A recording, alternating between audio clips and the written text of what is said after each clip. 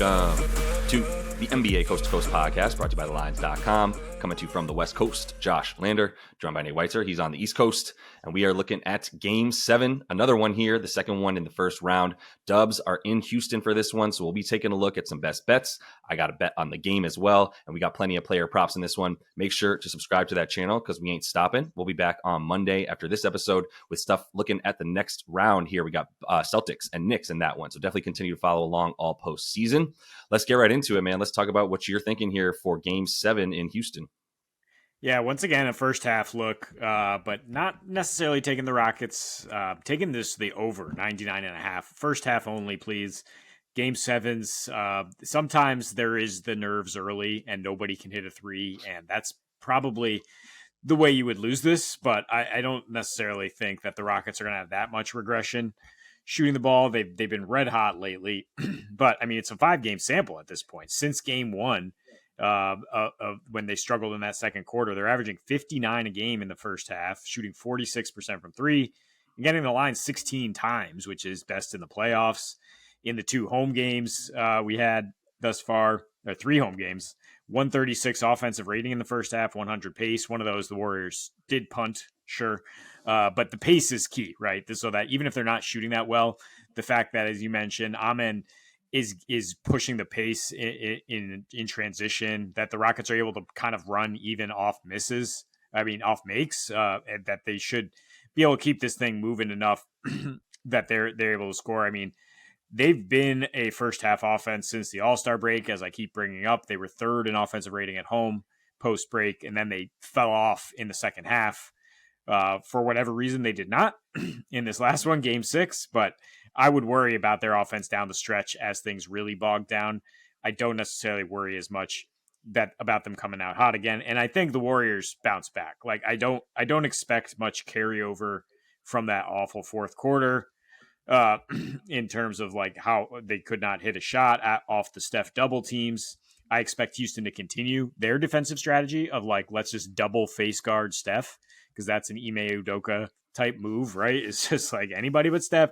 And like guys like Buddy, Moses, and Pajemski are going to make them pay on that. Jimmy Butler is going to make them pay by, as he did several times, by getting in the seams there.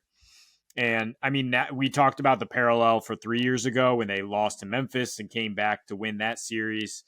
These Dubs, now that we're looking at a little bit of a parallel where they lost at home with the chance to close out the Kings 2 years ago. And then they came back and Steph had that historic game in Sacramento. I'm not expecting the same level of shooting necessarily from Steph and the same performance, but I mean, I do trust him to come out firing, put pressure on the defense. And the Dubs did score 56 in the first half of that game. That one obviously flew over. So I mean, it's just a question of whether the Rockets are able to keep shooting well enough. And cleaning up their misses, right? I mean, they have multiple opportunities on most possessions to put the ball in the basket, and I think the Dubs can also score early. Yeah, for sure. I mean, we should continue to see plenty of second chance points. I mean, I'll just get right into it. I like the Dubs to win this game, and I like the way that it's set up here for us with them being underdogs on the road. So I'm taking their money line. Happy to just go ahead and forego. I'll bypass the 2.5 where this thing is sitting, and I'll just take that at the 120 that you can get it. You might even be able to get 125, 130 in that range. That 130 is way too high. I'm very happy to take that if you have access to a book with that number. But I mean, the thing that I'm looking at here is, and this is what I was looking at in Game 6. Everyone was like, well, what's the path to victory for the Rockets? We were talking about that a little bit yesterday after we got done recording for the Clippers and the Nuggets, and we started talking about this game a little bit. And it was just like, I asked you what the path to victory was, and you had a couple of different ideas, and one thing I just came back to was like, it's just the shooting to me. I hate to simplify it that much, but like in the 2 games that they've just pulled together to win 2 in a row, shooting insane. Obviously led by Fred, shooting at one point he was 16 for 23 in the third quarter. since like basically one game prior and then into the third quarter of this last game, game 6, he was 16 for 23 combined from 3. And it was double. I believe we double checked that. And at no point this season has Steph hit 16 for 23 in a span during the season. So he's unconscious, right? The other guys as well, like Amin's getting good shots. JG shot like crap in this last game, but even like Jabari coming off the bench gave them a really nice percentage from 3. And they managed to only get outscored by like a few points from 3, in part because the Dub shot 30%, right? And that's been the case for the last 2 games for Golden State, is they're missing everything, even the wide open ones.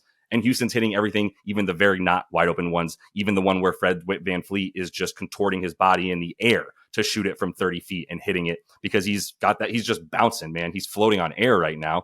I just don't know how. I'm not going to bet on that 3 games in a row. And in the same, not just the Rockets to hit shots, but the Dubs to not hit shots at that degree. I'm looking at you, Brandon Pajemski. I'm really interested to see, though, like you had to have thrown B-Pods off in this game. I'm not sure when he knew that he wasn't starting and Gary Payton II was going to start, but like it didn't work. It just plain and simple, it didn't work. I would hope that we would see a lot less of that, because I thought GP2 was going to start so he could handle some Jalen Green stuff, because what I've been seeing from Jalen Green, we'll talk about this in a bit, is that they're trying to get him going early. And Steve Kerr was thinking, well, Jalen Green's actually had some pretty successful first quarters against us. Let's put that to a stop and get Gary Payton out there. I was wrong in that sense, that he was actually out there to guard Fred. So it extra didn't work. It exceedingly didn't work, because Fred still went off, and you have 3 dudes who can't shoot on the court at the same time around Steph. When has that ever worked? It's always that one guy is allowed to not be good at shooting threes. His name is Draymond Green. Even Jimmy is, it's close, but you can have one guy at Jimmy's sort of low 30s percentage, even with low volume. And then after that, you need it to be some shooters. And Pods can do that in addition to the facilitation. His defense on Jalen Green has been fine. Or maybe you put him on Fred instead, and then you can get Buddy on JG as well in that sense. But there's just a number of levers that he can pull. And the margin for error for the Rockets, because they're not even winning the rebounding margin, by the way. Despite playing Steven Adams for 31 minutes, they lost the rebounding margin 2 games ago by 10. In this last game, they won it by 4, and he played 31 minutes, right? So like they're not really winning that rebounding margin. They're not even winning the second chance points battle necessarily. So they're just hitting shots and getting a few more free throws, not even that many more in this last game, than the Dubs. If they're not hitting that stuff from 3, which is a complete outlier for this team, then it should be a lot more of like Dubs -3, in my opinion. Yeah, I mean, if you just go by the playoff acumen, for sure, and having the best player in the series, and going against a team that is primarily guys who have never been in anywhere close to this spot, right? And you think Fred comes back to earth a little bit. That really just boosted their confidence for Houston last time out. And if those shots aren't falling, they could start to get a little creaky. I mean, the Dubs have to come up with answers for that double big lineup, though. I'm surprised to see that they actually won the rebounding battle, did the Warriors, because like the eye test showed me that they were getting mauled, and the only answer was other guys than Steph hitting threes, and they did not find that answer down the stretch. But I think they do in this one. I would also look at some like just Dubs to win the third quarter, Dubs to win the fourth quarter. Both are even money or plus, just to be like, again, the like halftime, full-time look of like, just give it time. These vets will figure it out. And we might see that script unfold. But I mean, we got it to back Steph here in game 7, 31.5 points and rebounds. We talked about how the rebounds have been a little more reliable than the assists when we were going into that last game. And you could also look at 25 points with 5 threes to get slightly plus money here. Because you look at the history of his series finales these last few years. He's 5-1 in the over in terms of the points and rebounds. Averaged 26-6 in 22. That had the one under in there when Clay was game 6 Clay against Dallas to close them out. And then the next playoff run, 38.7-7. As we know, 50-8 in the game 7 in round 1. The same spot here. He averaged 14.5 attempts from deep in that 23 run in the closeouts. And he took 16 in this game 6, despite Houston's face coverage. I mean, some of that, it was just desperation down the stretch, but look, I mean, this Houston defense is no joke. Like, it's going to be desperate in general. For Steph's going to have to pull when he gets the opportunities. So I think the usage rate will still be up. And if you give me that many attempts, I trust Steph Curry to hit at least 5 for sure. I mean, and he boarded up in these last two deciding games as well, right? 18 rebounds against the Kings and Lakers, 40% usage rate. Yeah, I mean, we're looking at 11 plus 3-point attempts in all these finales, 27 plus points, 7 plus rebounds. Again, in all but that weird game where Clay carried them home. Jimmy could carry him home too here, but I think Steph, that's the guy I want to back here. Jimmy's at 36.5 PRA. And so I think, by the time we get to 36.5 PRA for Jimmy, I'm like, look, I get playoff Jimmy. I get it. First of all, he ain't carrying a bunch of dudes who played D3, shout out Max Strus or wherever he went to college, right? Like, this ain't the Heat. He's got like some champions on his squad right now, multiples of them. And then the other thing here is, like, if I'm banking on just playoff Jimmy being the guy to come through, I'm not betting on 36.5 PRA with that number. Like, that's insane. But for Steph, like, I know we're trying to figure out a way to play him. My only, follow up to what you're saying here is, I like the points in and of themselves. I don't think the rebounds would necessarily help him get over the points, although that has happened like once or twice in this series, because he did get like 6 or 7 or even 8 rebounds against this team, and that did kind of carry him over. So I'm not poo-pooing the bet. My thing is, when I look at plus money for him to get 6 plus boards, don't mind just playing that by itself, playing the points by themselves, maybe like a little baby parlay of like Steph 25 plus with 5 plus rebounds, get some plus money that way. There's a few ways to play it, but I think we're both saying, like, ain't nobody trying to fade Steph here in game 7 on the road. So let me go to the man who has been in the middle for Houston and on the ball like the whole time. It's Alpi Şengün. I'm taking a little parlay for him, throw a third of a unit on it, get yourself to a full unit back 1, but it's plus 280 for him to go 20, 10 and 5. 20 points, 10 plus boards, and 5 plus assists. And the thing that I just look at for him, and we talk about this a couple of times now, is like, if I'm going to take an over for a guy on Houston, his name is either going to be Fred or Alperen. It's not really going to be anybody else necessarily. Maybe you look at some Amin, but the involvement is what you have to look at. And so just looking at the touches, especially, I wanted to kind of cordon it off between the whole series and the last 2 games. For the whole series, Alpi's leading the team in touches by far in the front court, specifically 47 touches in the front court. I don't care who brings the ball up, obviously. And then Fred is second with 32. So that's a pretty big disparity between the just top 2, but then it drops even further down to 22 for Jalen Green, right? Third on the team in the series. In the last 2 games, the reason I wanted to bring it up is because Jalen Green has gotten his minutes reduced, and Fred and Alperen have only continued to maintain about 40 to 45 touches, and 25 for Fred in that sense. So it's just about who's got the ball in their hands, and Alperen has the option to shoot or pass on pretty much every possession, right? There's really rarely a possession that he doesn't have hit the ball in his hands, either at the top of the key or down low. And in the last 2 games, he's only had 6 paint touches per game for Alpi, mostly because he's putting the ball up as soon as he gets into the paint, if he does get in there, or he's backing guys down. And this kind of goes back to what you were saying for Şengün, which is if they give him the ball with his face to the basket instead of his back to the basket, they can figure out a way to get Draymond Green off of him in the pick and roll with him as the handler, or the switch on whatever. If he's the roll man, doesn't matter. And that's really helped him a ton, as he had 31 and then 21 points in these last 2 games. So 20 should be good. The only times he's really getting under that, he's either going insane, like shooting like 22% from the field against this team, or it's been a blowout one way or the other, and he hasn't really seen the shot attempts. But yeah, with that amount of touches, the fact that he's getting to the free throw line anywhere from 7 to 10 times a game in this series as well, his field goal attempts have gone up to 18. All of it just says he's just going to be the man, the ball in his hands. We got to figure out a way to get some overs on him if we're going to play that. Yeah, it's an interesting look considering he's at 36.5 PRA. So you're talking about getting the exact, but just a tick down, but getting all these overs in particular made me a little bit nervous.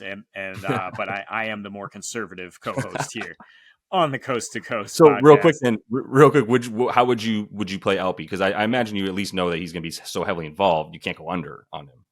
Yeah, I mean, maybe just points and rebounds. I don't know if assists might be a little bit at a premium in a game 7. Like I'm kind of shying away from the assists here in any direction, and that includes the under I'm taking here with Draymond Green, 14.5 points and rebounds, rather than adding the 5 assists under. Because I mean, what exactly do you do here? Well, you set people up, I guess.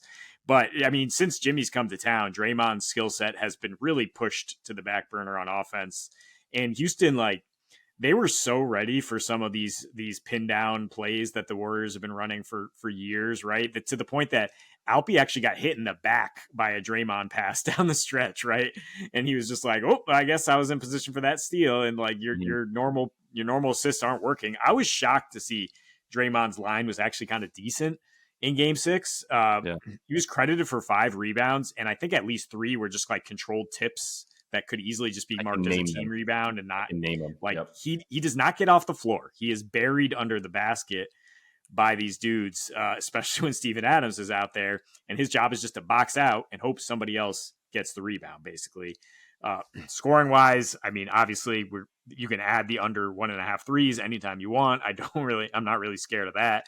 He's actually shooting 36% from 3 in this series, still averaging 7 points, and we're talking 22% from 3 in the previous 2 playoff years, where that only got him, 8.7. And now, of course, we have Jimmy involved, so the usage is way down. It's only 12% in the last 3 in these, and he's a minus 20 with almost an even assist to turnover ratio. It's just like people are worried about the Draymond Game 7 narrative, I suppose. Like, I see steam to the over uh, on some of these, and I think it might be the end of the line for this man. A lot of gray in the beard. He's more just doing his antics. Like, he almost could get ejected in the first half the way he opened that last game. Like, take it with a grain of salt, because he did burn our nice SGP by coming up 1 rebound short in that last game, and cost us a little bit there. But I think I just don't think he does very much on either end at this point. Coming off really one of the worst playoff games I've seen him play.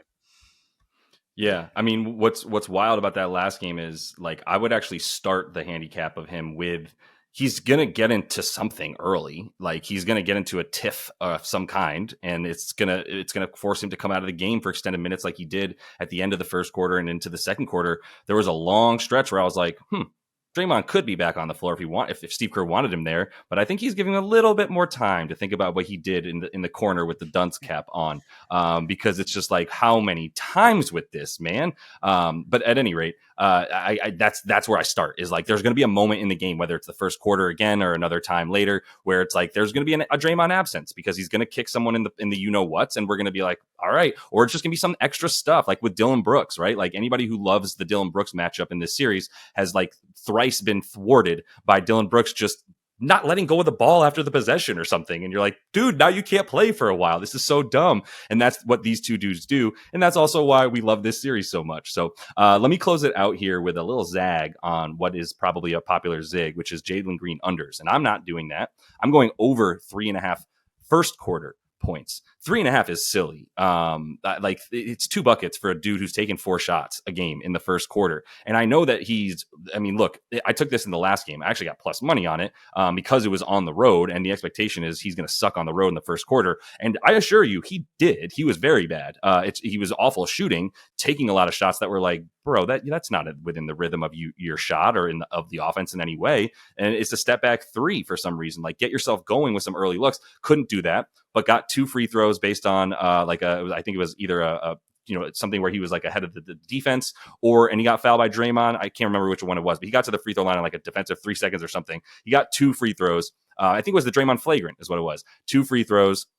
And then later at the very end of the fourth quarter, we got a dunk, but he took 5 shots is the thing here. He's just horrible, way worse on the road. Now we're back at home. And there clearly is, like, I'm not saying it's the same thing as like, say, like a Kristaps Porzingis on Boston, or even like a Tobias Harris on the Pistons, where the team clearly is like, get this guy 4 to 5 shots every first quarter. We're not sure how involved he's going to be at other times in the game, but also we know that he's just a guy that gets off the bus and can make buckets. And I'm not saying it's exactly like that with Green, although he has led them in first quarter attempts for the whole season. From in terms of during the regular season, it was like 5 attempts per game in the first quarter. But there is something to Udoka being like, if we can get this guy going early, not only will we have him for good offense, but he won't kill us on defense by just like moping around because he missed a bunch of shots. And that's what we talk about with JG. So last game, I hit a nice 4-1 on over 3.5 first quarter points, parlayed with under 22.5 PRA for the game. He's now done that in 4 of 6. And you can still get PRA, I believe, at 21.5.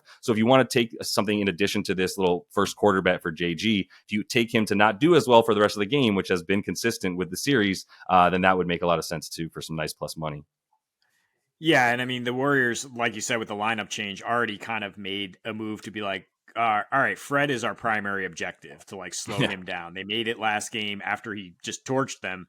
I think they're going to really make an adjustment this game, and Jalen Green therefore will be the beneficiary of not seeing as much like help behind his initial defender. It's one thing if he gets like an option to start with Buddy Hield, but like they're sending lots of help his way. They're daring other Rockets to score, and he might have a little bit more of an unbalanced floor with Fred drawing more attention now. Yep, 100%. So I think we're in line for a good game, though, man. We'll see. I mean, I think Houston might not shoot the same way, but they're still probably going to bring it, and this should be a good one. But that is all the time we have for you in this one. As we said earlier, make sure to subscribe to the channel. Continue to follow along. Coming back on Monday with something for the Knicks and the Celtics. So until we see you next, happy betting.